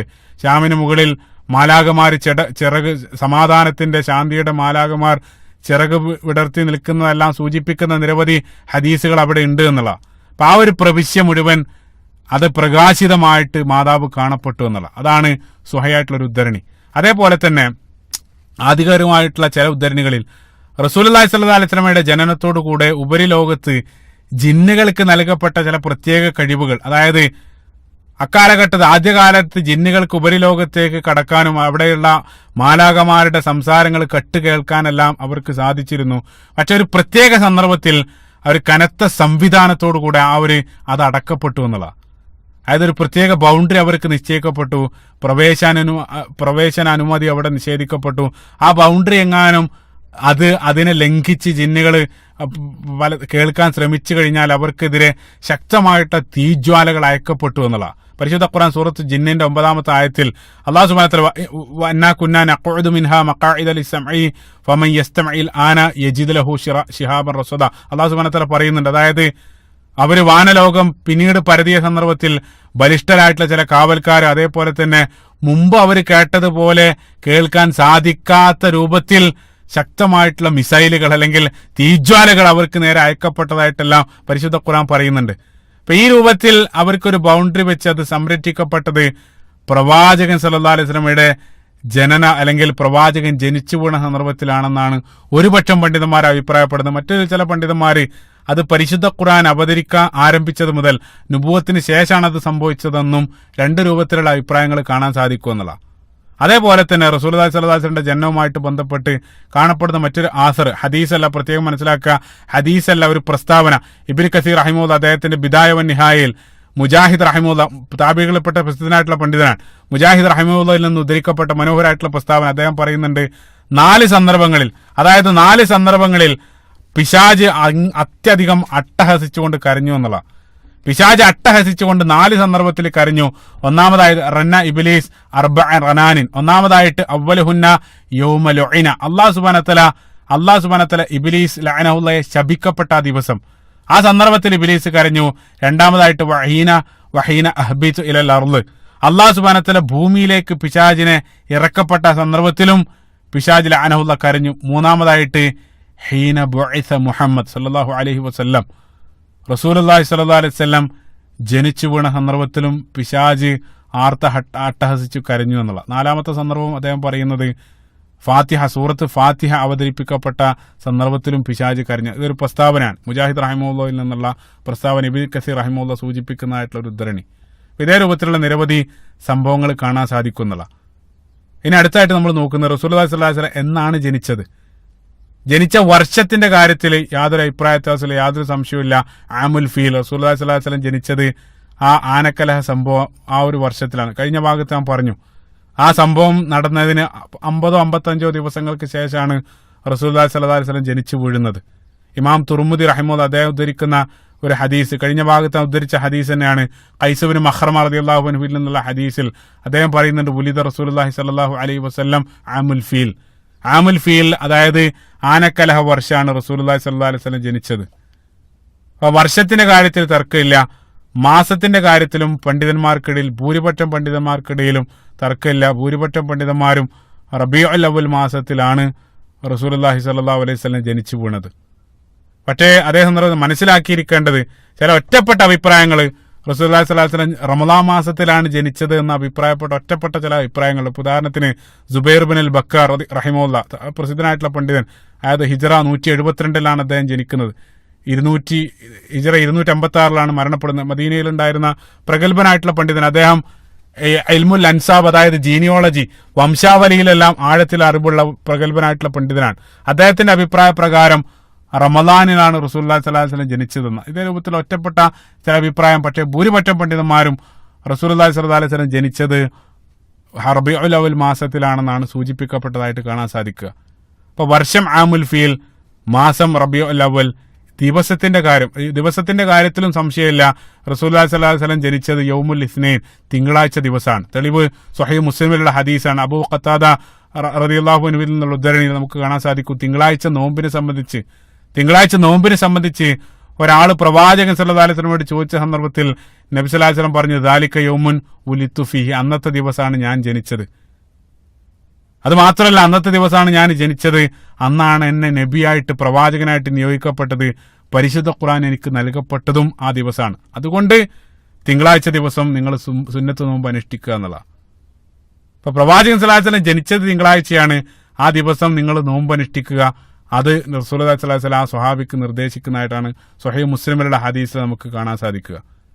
അപ്പൊ ജനിച്ച ദിവസത്തിന്റെ കാര്യത്തിലും യാതൊരു തർക്കവുമില്ല. വർഷം ആമുൽ ഫീൽ, മാസം റബീഉൽ അവ്വൽ, ദിവസം യൗമുൽ ഇസ്നൈൻ, തിങ്കളാഴ്ച ദിവസം. ഇനി ആ ഡേറ്റിന്റെ കാര്യത്തിലാണ് നിരവധി ഇഖ്തിലാഫ് അല്ലെങ്കിൽ നിരവധി അഭിപ്രായ വ്യത്യാസങ്ങൾ പണ്ഡിതന്മാർക്കിടയിൽ ഉള്ളതായിട്ട് കാണാൻ സാധിക്കും. ചില ആളുകൾ റബീഉൽ അവ്വൽ 12 സൂചിപ്പിച്ചതായിട്ട് കാണാൻ സാധിക്കും. പ്രധാനമായിട്ട് ഇബ്നു ഇസ്ഹാഖ് റഹിമഹുല്ലാഹ്, അതായത് സീറ ഗ്രന്ഥത്തിന്റെ ആധികാരികമായിട്ട് സീറ ഗ്രന്ഥമായിട്ട് നമ്മൾ ഗണിക്കപ്പെടുന്ന ഇബ്നു ഇസ്ഹാഖ്, അദ്ദേഹത്തിന്റെ സീറയിൽ അദ്ദേഹം റബീഉൽ അവ്വൽ 12. അതേപോലെ തന്നെ ഇബ്നു അബീ ഷൈബ അദ്ദേഹത്തിന്റെ മുസന്നഫിലെല്ലാം ഉലിദ റസൂലുള്ളാഹി സ്വല്ലല്ലാഹു അലൈഹി വസല്ലം ആമുൽ ഫീൽ യൗമുൽ ഇസ്നൈൻ ഫീ സാനി അശറ മിൻ ഷഹ്രി റബീഉൽ അവ്വൽ. റബീഉൽ അവ്വൽ 12 റസൂലുള്ളാഹി സ്വല്ലല്ലാഹു അലൈഹി വസല്ലം ജനിച്ചതെന്നാണ് ഇബ്നു ഇസ്ഹാഖിനെ പോലെയുള്ള പണ്ഡിതന്മാർ അവകാശപ്പെടുന്നത്.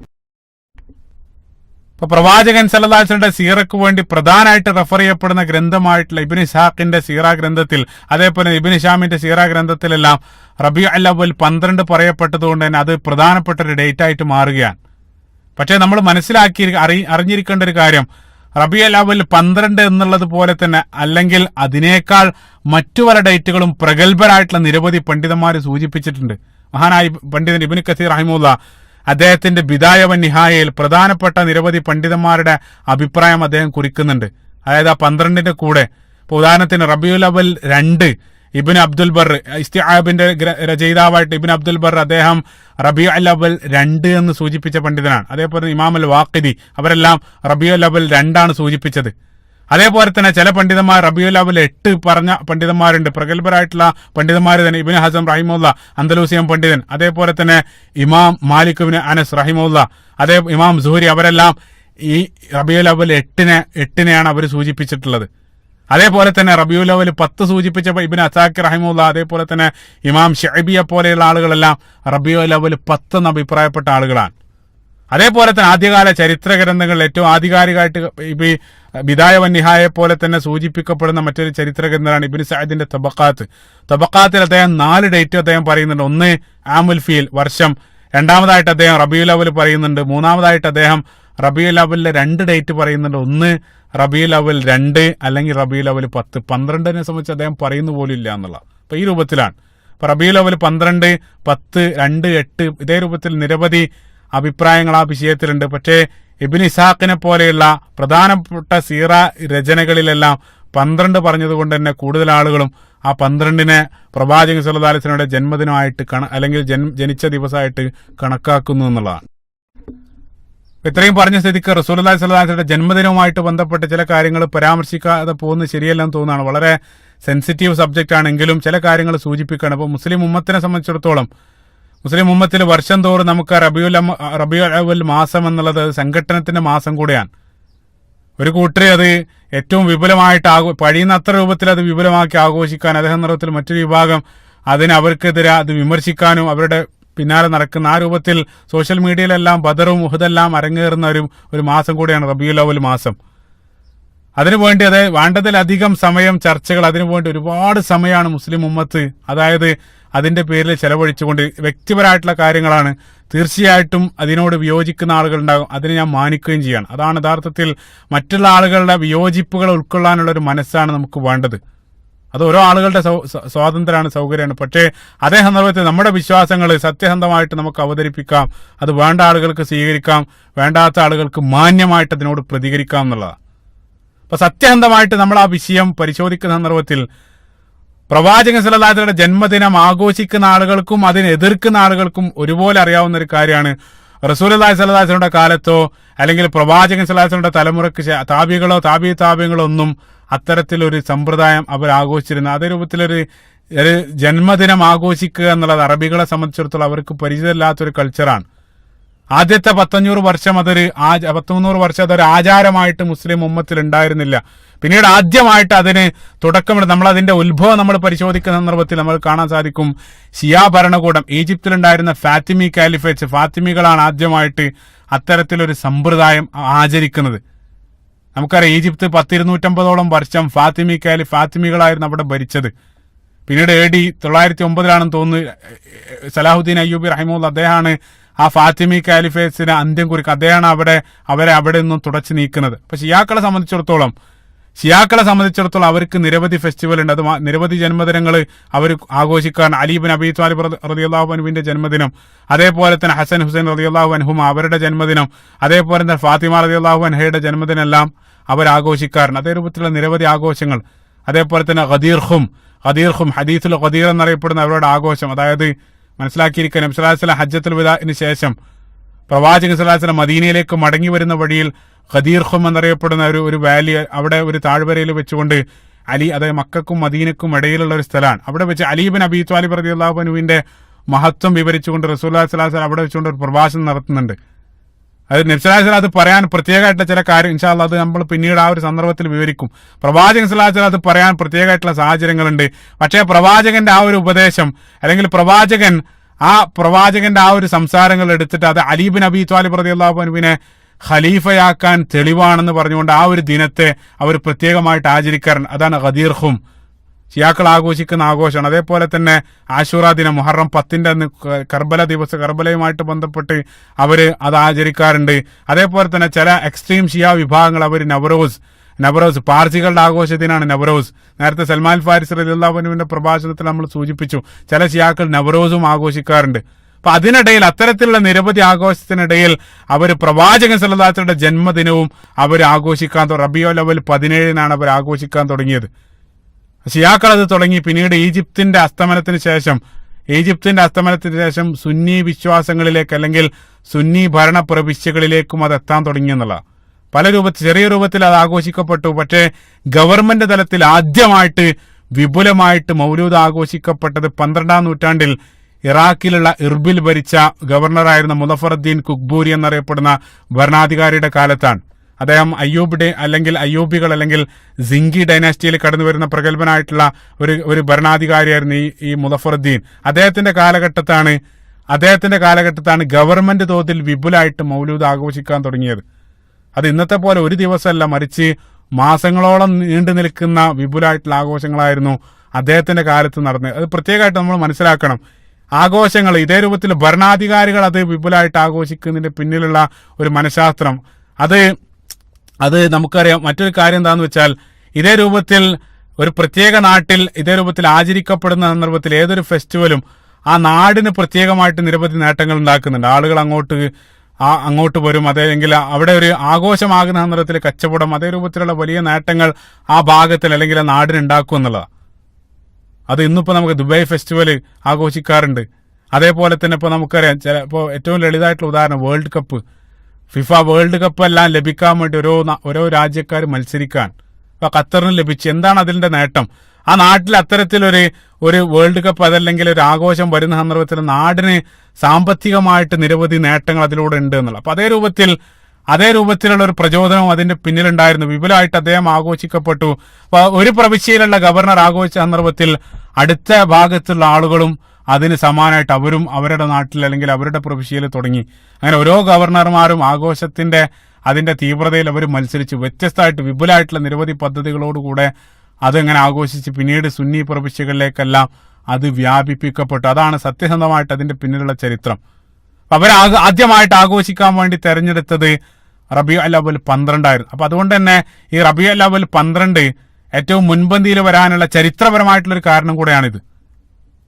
അപ്പൊ അത് ഇന്നും അതേ രൂപത്തിൽ ആഘോഷിക്കപ്പെടും. പ്രവാചകൻ സല്ലല്ലാഹു അലൈഹി വസല്ലമയുടെ ജന്മദിനവുമായിട്ട് ബന്ധപ്പെട്ട് റസൂലുള്ളാഹി സ്വല്ലല്ലാഹു അലൈഹി വസല്ലമയുടെ അനുചരൻ തിങ്കളാഴ്ച നോമ്പിന്റെ ശ്രേഷ്ഠത ചോദിച്ച സന്ദർഭത്തിൽ നേരത്തെ ഉദ്ധരിച്ച ഹദീസിൽ പ്രവാചകൻ സല്ലല്ലാഹു അലൈഹി വസല്ലം പറഞ്ഞു, അത് ഞാൻ ജനിച്ചതുകൊണ്ട് നിങ്ങൾ അന്നത്തെ ദിവസം നോമ്പനുഷ്ഠിക്കുക എന്നുള്ള. അപ്പൊ പ്രവാചകൻ സല്ലല്ലാഹു അലൈഹി വസല്ലമയുടെ കൽപ്പന, റസൂലുള്ളാഹിന്റെ കൽപ്പന കേട്ടുകൊണ്ട് പ്രവാചക ദിനത്തെ നമ്മൾ മുസ്ലിം ജീവിതത്തിലുടനീളം ആഘോഷിക്കേണ്ടതാണ്. റസൂലുള്ളാഹിന്റെ കൽപ്പന കേട്ടുകൊണ്ട് നോമ്പനുഷ്ഠിച്ചുകൊണ്ടും അല്ലെങ്കിൽ റസൂലുള്ളാഹിന്റെ സുന്നത്തുകൾ അനുഷ്ഠിച്ചുകൊണ്ട് പ്രവാചക ജന്മദിനം മുസ്ലിം ജീവിതത്തിലുടനീളം അനുഷ്ഠിച്ചുകൊണ്ടേയിരിക്കണം എന്നുള്ള. അതല്ലാതെ റസൂലുള്ളാഹിനോടുള്ള സ്നേഹം കേവലം ഒരു ദിനത്തിൽ മാത്രം പരിമിതപ്പെടുത്താൻ മുസ്ലിമിന് സാധ്യമല്ല. മുസ്ലിം ജീവിതത്തിലുടനീളം അത് നടത്തേണ്ടതാണ്. ഇപ്പൊ ഉദാഹരണത്തിന് ഏറ്റവും ലളിതമായിട്ട് ഉദാഹരണം, ഇപ്പൊ നമ്മൾ മാർച്ച് 21 ലോകത്തുള്ള ആളുകളെല്ലാം മാതൃദിനമായിട്ട് അത് കൊണ്ടാടാറുണ്ട്. വലിയ തമാശ. അന്നത്തെ ദിവസം മാത്രം, ഈ മാതൃദിനത്തിന്റെ ദിവസം മാത്രം ഒരു വ്യക്തി അയാൾ ഉമ്മ പറഞ്ഞത് കേട്ട് ഉമ്മാക്ക് വേണ്ടതെല്ലാം ചെയ്തു കൊടുത്ത് ബാക്കി വർഷത്തിലുള്ള എല്ലാ ദിവസവും ഉമ്മ പറയാത്തത് കേട്ട് നടക്കുകയാണെങ്കിൽ അത് യഥാർത്ഥത്തിൽ സ്നേഹമല്ല, മറിച്ച് മാതാവിനെ പരിഹസിക്കുകയാണ് ചെയ്യുന്നത്. അപ്പൊ യഥാർത്ഥ സ്നേഹം എന്നുള്ളത് അത് ജീവിതത്തിലുടനീളം നിലനിൽക്കേണ്ടതാണ്. അപ്പൊ റസൂലുള്ളാഹി സ്വല്ലല്ലാഹു അലൈഹി വസല്ലം പറഞ്ഞത് കേട്ട് പ്രവാചകൻ സ്വല്ലല്ലാഹു അലൈഹി വസല്ലമയുടെ കൽപ്പനകൾ ജീവിതത്തിൽ പ്രവർത്തിച്ചുകൊണ്ട് പ്രവാചകനെ നമ്മൾ സ്നേഹിക്കുക. തീർച്ചയായിട്ടും റസൂലുള്ളാഹി സ്വല്ലല്ലാഹു അലൈഹി വസല്ലം ജനിച്ച മാസം എന്നുള്ള നിലക്ക് ആ മാസം പ്രത്യേകമായിട്ട് റസൂലുള്ളാഹിനെ നമുക്ക് കൂടുതൽ അനുസ്മരിക്കാം. റസൂലുള്ളാഹി സ്വല്ലല്ലാഹു അലൈഹി വസല്ലം അനുവദിച്ച രൂപത്തിൽ പ്രവാചകൻ സ്വല്ലല്ലാഹു അലൈഹി വസല്ലം പ്രത്യേകമായിട്ട് അനുസ്മരിക്കാം. ഏതുപോലെ എന്ന് വെച്ചാൽ ഇപ്പൊ നമ്മൾ റമദാൻ വരുന്നതിന് മുമ്പ്, റമദാൻ മാസം വരുന്നതിന്റെ ആഴ്ചകൾക്ക് മുമ്പേ റമദാനെ അനുസ്മരിക്കുന്ന രൂപത്തിൽ ഖുത്ബകൾ അതേപോലെ തന്നെ ക്ലാസ്സുകളെല്ലാം നമ്മൾ സംഘടിപ്പിക്കാറുണ്ട്. അതേപോലെ തന്നെ ബദർ വരുന്നതിന് മുമ്പ്, ബദറിന് മുമ്പുള്ള വെള്ളിയാഴ്ചകളെല്ലാം നമ്മൾ ബദറിനെ നമ്മുടെ പ്രഭാഷണങ്ങളെല്ലാം അനുസ്മരിക്കാൻ, അതേ രൂപത്തിൽ റസൂലുള്ളാഹിനെ നമുക്ക് അനുസ്മരിക്കാമെന്നുള്ള. അപ്പൊ ലോകത്തിന് സമാധാനത്തിനും ശാന്തിക്കും വേണ്ടി കടന്നു വന്ന ആ ഒരു അന്തിമ ദൂതനായിട്ടുള്ള റസൂലുള്ളാഹി സ്വല്ലല്ലാഹു അലൈഹി വസല്ലം, ആ പ്രവാചകൻ ജനിച്ചു വീണ അനുഗ്രഹീത മാസം, ബർക്കത്താക്കപ്പെട്ട മാസം, ആ ദൂതന്റെ അനുയായികളായിട്ടുള്ള ആളുകൾ, പല ആളുകളും ആ പ്രവാചകന്റെ പേരും പറഞ്ഞ് പരസ്പരം തമ്മിലടിച്ചുകൊണ്ട് ആഘോഷിക്കുന്ന ഒരു വിരോധാഭാസത്തിന് നമ്മൾ പല സന്ദർഭത്തിൽ സാക്ഷിയാകേണ്ടി വരികയാണ്. ഓരോ ആളുകൾ സത്യസന്ധമായിട്ടുള്ള കാര്യങ്ങൾ പറഞ്ഞു കൊടുക്കുക, വേണ്ട ആളുകൾ സ്വീകരിക്കുക, മറ്റുള്ള ആളുകൾ അത് അല്ലെങ്കിൽ മറ്റുള്ള ആളുകൾക്ക് അതിന് വിരുദ്ധമായിട്ട് സ്വീകരിക്കാനുള്ള ആ ഒരു അഭിപ്രായ സ്വാതന്ത്ര്യത്തെ നമ്മൾ വകവെച്ചു കൊടുക്കുക. വലാ തുഅ്മിനു ഹത്താ തഹാബു, അവസാനമായിട്ട് സൂചിപ്പിക്കുന്ന ഹദീസ്, നിങ്ങൾ പരസ്പരം സ്നേഹിക്കുന്നത് വരെ നിങ്ങൾ വിശ്വാസികളാകുകയില്ല എന്നുള്ള. അതിനുവേണ്ടി അതായത് ആവശ്യത്തിലധികം സമയം ആ ഒരു വിഷയത്തിന്റെ പേരിൽ ചെലവഴിക്കുന്നതാണ്. വ്യക്തിപരമായിട്ടുള്ള അഭിപ്രായമാണ്, അതിന് വിരുദ്ധമായിട്ട് ആളുകൾക്ക് സ്വീകരിക്കാവുന്നതാണ്. അപ്പൊ നമ്മൾ വിഷയത്തിലേക്ക് തിരിച്ചു വരാണ്. റസൂലുള്ളാഹി സ്വല്ലല്ലാഹു അലൈഹി വസല്ലം അങ്ങനെ ആനക്കലഹ വർഷം ആമുൽ ഫീൽ റബീഉൽ അവ്വൽ മാസം തിങ്കളാഴ്ച ദിവസം റസൂലുള്ളാഹി സ്വല്ലല്ലാഹു അലൈഹി വസല്ലം പിറന്നു വീഴുകയാണ്. അപ്പൊ ജനിച്ച സമയത്തെ സംബന്ധിച്ചും ചില ഉദ്ധരണികൾ കാണാൻ സാധിക്കും. മഹാനായ പണ്ഡിതൻ സഈദ് ബിൻ അൽ മുസയ്യിബ് റഹിമഹുല്ലാ, അദ്ദേഹം താബികളിൽപ്പെട്ട പ്രസിദ്ധനായിട്ടുള്ള പണ്ഡിതനാണ്. ഹിജ്റ 95 അദ്ദേഹം മരണപ്പെടുന്നത്. അദ്ദേഹത്തിലേക്ക് സൂചിപ്പിക്കപ്പെടുന്ന ഒരു ഉദ്ധരണി അദ്ദേഹം പറയുന്നത്, റസൂലുള്ളാഹി സ്വല്ലല്ലാഹു അലൈഹി വസല്ലം സൂര്യൻ ഏറ്റവും പ്രകാശിതമാകുന്ന, അതായത് നട്ടുച്ച സമയത്താണ് റസൂലുള്ളാഹി സ്വല്ലല്ലാഹു അലൈഹി വസല്ലം ജനിച്ചു വീഴുന്നതെന്നാണ്. അതിന് മറ്റുള്ള ചില അഭിപ്രായങ്ങളും കാണാൻ സാധിക്കും. അപ്പൊ എത്ര സിംബോളിക്കാണ്. കാരണം നിങ്ങൾ ചിന്തിച്ചു, ലോകത്തിന് മുഴുവൻ വെളിച്ചവുമായിട്ട് ജനിക്കുന്ന വ്യക്തി, ലോകത്തെ ഭൂമിയിൽ ഏറ്റവും പ്രകാശമുള്ള കത്തിജ്വലിക്കുന്ന ആ സന്ദർഭത്തിലാണ് ജനിച്ചു വീഴുന്നത്. അപ്പൊ ജനിച്ച ഉടൻ തന്നെ മാതാവ് ആമിന ആ കുഞ്ഞിന്റെ സംരക്ഷകനായിരുന്ന വല്ലിപ്പ അബ്ദുൽ മുത്തലിബിനെ വിവരറിയിച്ചു. അബ്ദുൽ മുത്തലിബ് ഉടനെ വന്ന് ആ കുട്ടിയുമായിട്ട് കഅബാലയത്തിലേക്ക് പോവാൻ. കഅബാലയത്തിലേക്ക് പോയി അവിടെ അല്ലാഹു സുബ്ഹാനഹു വ തആലയോട് നന്ദി പറഞ്ഞതിന് ശേഷം കുട്ടിക്ക് മുഹമ്മദ് എന്നുള്ള പേര് നൽകുകയാണ്. മുഹമ്മദ് അതായത് സ്തുതിക്കപ്പെട്ടവൻ എന്നുള്ള ആ പേര് അബ്ദുൽ മുത്തലിബ് നൽകുകയാണ്. ആ സന്ദർഭത്തിൽ പ്രത്യേകം മനസ്സിലാക്കണം, മുഹമ്മദ് എന്നുള്ള പേര് അറബികൾക്ക് പരിചയമുള്ളൊരു പേരായിരുന്നില്ല, വളരെ അപരിചിതമായിട്ടുള്ള ഒരു പേരാണ് കുട്ടിക്ക് വേണ്ടി അബ്ദുൽ മുത്തലിബ് നൽകിയത്. അതേ സന്ദർഭത്തിൽ ചില റിപ്പോർട്ടുകൾ പ്രത്യേക സാന്ദർഭികമായിട്ട് സൂചിപ്പിക്കുകയാണ്, ചില റിപ്പോർട്ടുകൾ ഇബ്നു സഅദിന്റെ തബഖാത്തിലെല്ലാം ആമിന, അതേപോലെ ഇബ്നു കസീറെല്ലാം ആമിന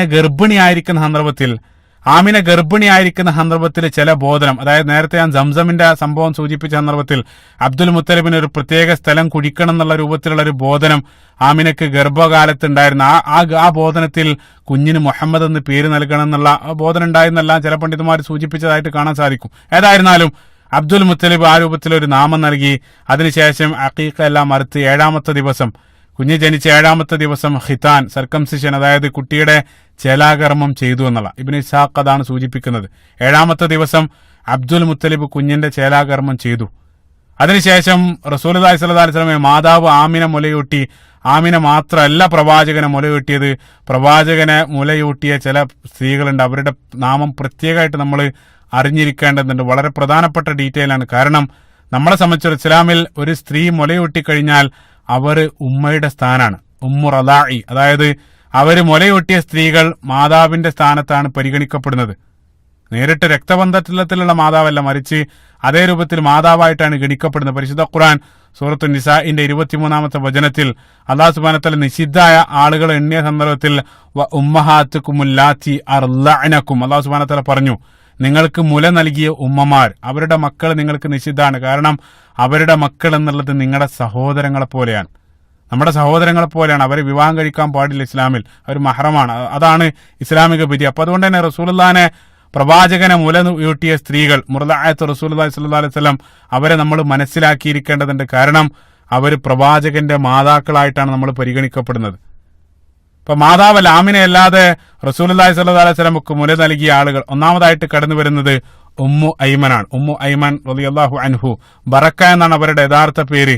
അവരൊരു നീഗ്രോ അടിമ സ്ത്രീയാണ്. പ്രത്യേകം മനസ്സിലാക്കുക, ആദ്യ ഭർത്താവ് അവരെ ഉപേക്ഷിച്ചു. പിന്നീട് ഒരുപാട് കാലം കഴിഞ്ഞ സന്ദർഭത്തിൽ റസൂലുള്ളാഹി സ്വല്ലല്ലാഹു അലൈഹി വസല്ലമയിൽ അവർ വിശ്വസിച്ചു.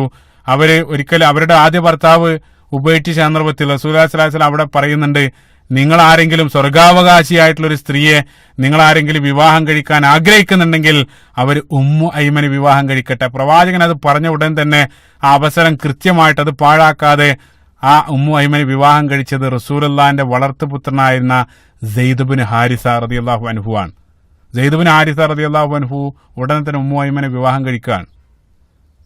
സെയ്ദ് ബിൻ ഹാരിസ നമുക്കറിയാം, ഞാൻ പറയേണ്ടതില്ല, പ്രവാചകന്റെ വളർത്തുപുത്രൻ, പരിശുദ്ധ ഖുർആനിൽ പേരെടുത്ത് പറഞ്ഞ ഏക പ്രവാചകന്റെ അനുയായിയാണ്. അതുമായിട്ട് ബന്ധപ്പെട്ട വിഷയം നമുക്കറിയാം. ആ ഖുർആൻ അത് വിലക്കിയിട്ടില്ലായിരുന്നെങ്കിൽ അവരുടെ പേര് സെയ്ദ് ബിൻ മുഹമ്മദ് എന്നായനെ. ചിന്തിച്ചു, അത്രയേറെ ശ്രേഷ്ഠനായിട്ടുള്ള സ്വഹാബിയാണ് ഉമ്മു ഐമൻ റളിയല്ലാഹു അൻഹയെ വിവാഹം കഴിക്കുന്നത്. ആ ദമ്പതികൾക്ക് പിറന്ന സന്താനാണ് നമുക്കറിയാം ഉസാമ ബിൻ സെയ്ദ് ഹിബ്ബു റസൂലുള്ളാഹി സ്വല്ലല്ലാഹു അലൈഹി വസല്ലം, പ്രവാചകന് ഏറ്റവും ഇഷ്ടപ്പെട്ട ആ പുത്രൻ ഹിബ്ബു റസൂലുള്ളാഹി സ്വല്ലല്ലാഹു അലൈഹി വസല്ലം എന്ന അപരനാമത്തിലാണ് ഉസാമയെ അറിയപ്പെടുന്നത്. ആയിഷ റളിയല്ലാഹു അൻഹയോട് പോലും റസൂലുള്ളാഹി സ്വല്ലല്ലാഹു അലൈഹി വസല്ലം പല സന്ദർഭത്തിൽ യാ ആയിഷ ഇന്നി ഉഹിബ്ബുഹു ഫഅഹിബ്ബി, ഞാൻ ഇവനെ അങ്ങേയറ്റം സ്നേഹിക്കുന്നു, അതുകൊണ്ട് ഫഅഹിബ്ബി, നീയും അവനെ ഇഷ്ടപ്പെടുക എന്നെല്ലാം ഉസാമ റളിയല്ലാഹു അൻഹയെ സംബന്ധിച്ച് പറയുന്നതായിട്ടെല്ലാം കാണാൻ സാധിക്കും. അതാണ് ഉമ്മു ഐമൻ, റസൂലുള്ളാഹി സ്വല്ലല്ലാഹു അലൈഹി വസല്ലമയെ പ്രവാചകനെ മുലയൂട്ടിയ ആദ്യത്തെ സ്ത്രീ. ഉമ്മു ഐമൻ നിങ്ങൾ പ്രത്യേകമായിട്ട് മനസ്സിൽ കുറിച്ചു വെക്കുക. ഇനി തുടർന്നുള്ള, അതായത് അടുത്ത ഭാഗത്തെല്ലാം റസൂലുള്ളാഹി സ്വല്ലല്ലാഹു അലൈഹി വസല്ലമയുടെ ആദ്യ ബാല്യകാലത്തുള്ള ചില ചരിത്രം പറയുന്ന സന്ദർഭത്തിൽ ഈ ഒരു ഫിഗർ, അതായത് ഉമ്മു ഐമൻ റളിയല്ലാഹു അൻഹ കടന്നു വരുന്നതായിട്ട് കാണാൻ സാധിക്കും. പ്രത്യേകമായിട്ട് നോട്ട് ചെയ്യുക. രണ്ടാമതായിട്ട് റസൂലുള്ളാഹി സ്വല്ലല്ലാഹു അലൈഹി വസല്ലം മുലയൂട്ടിയ സ്ത്രീ എന്നുള്ളത് സുവൈബ മൗല അബൂലഹബ്. സുവൈബ എന്നറിയപ്പെടുന്ന ഒരു സ്ത്രീ, അബൂലഹബിന്റെ അടിമയായിരുന്ന സുവൈബ എന്നറിയപ്പെടുന്ന ഒരു സ്ത്രീ, ഒരു നീഗ്രോ വനിത, ഒരു അടിമ സ്ത്രീയാണ്. അവരും റസൂലുള്ളാഹിനെ മുലയൂട്ടിയിട്ടുണ്ട്. ഇമാം ബുഖാരി അദ്ദേഹത്തിന്റെ കിതാബുൻ നിക്കാഹിൽ ഉദ്ധരിക്കപ്പെടുന്ന ഒരു സംഭവം, അതായത് പ്രവാചകൻ സല്ലല്ലാഹു അലൈഹി വസല്ലം ജനിച്ച അറിഞ്ഞ സന്ദർഭത്തിൽ ഈ അബൂലഹബ് എന്നുള്ളത് നമുക്കറിയാം പ്രവാചകന്റെ പിതൃവിനാണ്. അപ്പൊ ഈ ഒരു വിവരം ഈ അബൂലഹബിന്റെ അടിമ സ്ത്രീ ആയിരുന്ന സുവൈബ ഓടിപ്പോയിട്ട് അബൂലഹബിനോട് പറഞ്ഞു. അതായത് ഇങ്ങനെ ജനിച്ചിട്ടുണ്ടെന്നുള്ള ആ വാർത്ത അവർ പറഞ്ഞ സന്ദർഭത്തിൽ അബൂലഹബ് സന്തോഷം കാരണം ആ അടിമ സ്ത്രീയായ സുവൈബയെ മോചിപ്പിച്ചു എന്നുള്ള ആ ഒരു സന്തോഷം കാരണം. പക്ഷേ പിന്നീട് നമുക്ക് പ്രവാചകൻ സ്വല്ലല്ലാഹു അലൈഹി വസല്ലം സത്യപ്രബോധനം ആരംഭിച്ച സന്ദർഭത്തിൽ പ്രവാചകന്റെ ഏറ്റവും വലിയ പ്രവാചകന്റെ വിരോധിയായിട്ട് പരിശുദ്ധ ഖുർആനിൽ പേരെടുത്ത് പറയാൻ മാത്രം തബ്ബത് യദാ അബീ ലഹബിൻ വതബ്, ആ രൂപത്തിലുള്ള ഒരു ശത്രുവായിട്ട് അബൂ ലഹബ് മാറി എന്നുള്ളതാണ്. അപ്പൊ പിൻകാലത്ത് അബ്ബാസ് റളിയല്ലാഹു അൻഹു കാണുന്ന ഒരു സ്വപ്നമെല്ലാം ഹദീസിൽ കാണാൻ സാധിക്കും. അദ്ദേഹം അബൂ ലഹബിനെ സ്വപ്നത്തിൽ കണ്ട് ചോദിച്ചു, എന്തെങ്കിലും പ്രവാചകന്റെ ആ ഒരു കെയർ ഓഫിൽ വല്ല അളവുണ്ട്. അപ്പൊ അദ്ദേഹം പറഞ്ഞു, ഈ ഒരു അടിമ സ്ത്രീയെ ഞാൻ അന്നത്തെ ദിവസം മോചിപ്പിച്ചു, അത് മാത്രമാണ് എനിക്ക് അനുകൂലമായിട്ടുള്ളത് എന്നുള്ള ഈ രൂപത്തിൽ. അതാണ് അബൂ ലഹബിന്റെ അടിമയായിരുന്ന സുവൈബ, അവരും പ്രവാചകൻ സല്ലല്ലാഹു അലൈഹി വസല്ലമയെ മുലയൂട്ടിയ സ്ത്രീയാണ്. പ്രത്യേകം മനസ്സിലാക്കുക. അപ്പൊ നിങ്ങൾ ചിന്തിച്ചു നോക്കും, മറ്റൊരു കാര്യം എന്താ വെച്ചാൽ 2 ആഫ്രിക്കൻ അടിമ സ്ത്രീകൾ, നീഗ്രോ സ്ത്രീകളാണ് റസൂലുള്ളാഹിന്റെ മാതാവിന്റെ സ്ഥാനാണ്. സുബ്ഹാന, എത്ര മനോഹരമാണ് മതം. തുടക്കം മുതൽ ആ വംശീയതയെ ഇസ്ലാം പിഴുതെറിയുന്ന രൂപം നിങ്ങൾ ചിന്തിച്ചു നോക്കുക. അതിനുശേഷം ബിലാൽ ഇബ്നു റബാഹ് റളിയല്ലാഹു അൻഹുവിനെല്ലാം കിട്ടിയ ട്രീറ്റ്മെന്റ് ഏത് രൂപത്തിൽ, അതെല്ലാം നമ്മൾ നേരത്തെ ബിലാൽ റളിയല്ലാഹു അൻഹുവിന്റെ ചരിത്രം പറഞ്ഞ സന്ദർഭത്തിൽ നമ്മൾ സൂചിപ്പിച്ചു. അത്രയേറെ വംശീയതക്കെതിരെ ഇസ്ലാം പൊരുതുന്ന ആ രൂപം. ഇന്നാ ഖലഖ്നാകും മിൻ ദക്കരിൻ വ ഉൻസ. സുബ്ഹാനല്ലാഹ്. ഇതാണ് റസൂലുള്ളാഹി സ്വല്ലല്ലാഹു അലൈഹി വസല്ലമയെ മുലയൂട്ടിയ സ്ത്രീകൾ. അതോടൊപ്പം പ്രവാചകൻ സല്ലല്ലാഹു അലൈഹി വസല്ലമയെ മുലയൂട്ടിയ മറ്റൊരു പ്രധാനപ്പെട്ട ഒരു സ്ത്രീയായിട്ട് കടന്നു വരുന്നത് ഹലീമ സഅദിയ റളിയല്ലാഹു അൻഹു. അവരുമായിട്ട് ബന്ധപ്പെട്ട ചരിത്രം ഒരൽപ്പം സുദീർഘമാണ്. അവരുമായിട്ട് ബന്ധപ്പെട്ട് നിരവധി സംഭവങ്ങൾ അരങ്ങേറുന്നുണ്ട്. അവരുടെ വീട്ടിൽ വെച്ച് പ്രധാനപ്പെട്ട ചില സംഭവങ്ങൾ അരങ്ങേറുന്നുണ്ട്. ഇൻഷാ അല്ലാഹ് അടുത്ത ഭാഗത്ത് അതിനെ സംബന്ധിച്ച് വിശദമായിട്ട് നമുക്ക് പരിശോധിക്കാവുന്ന. അല്ലാഹു സുബ്ഹാനഹു വ തആല പ്രവാചകൻ സല്ലല്ലാഹു അലൈഹി വസല്ലമയുടെ സുന്നത്ത് ജീവിതത്തിലുടനീളം അത് പ്രാവർത്തികമാക്കിക്കൊണ്ട് റസൂലുള്ളാഹിന്റെ പ്രവാചകന്റെ ചര്യ അനുസരിച്ച് ജീവിക്കാനും നാളെ പ്രവാചകന്റെ അനുയായികളോടൊപ്പം ഉയർത്തെഴുന്നേൽക്കാനുള്ള സൗഭാഗ്യം അല്ലാഹു സുബ്ഹാനഹു വ തആല നമുക്ക് നൽകുമാറാകട്ടെ. അല്ലാഹുമ്മ ആമീൻ. ربنا آتنا في الدنيا حسنة وفي الآخرة حسنة وقنا عذاب النار. ربنا تقبل منا إنك أنت السميع العليم وتب علينا إنك أنت التواب الرحيم. السلام عليكم ورحمة الله.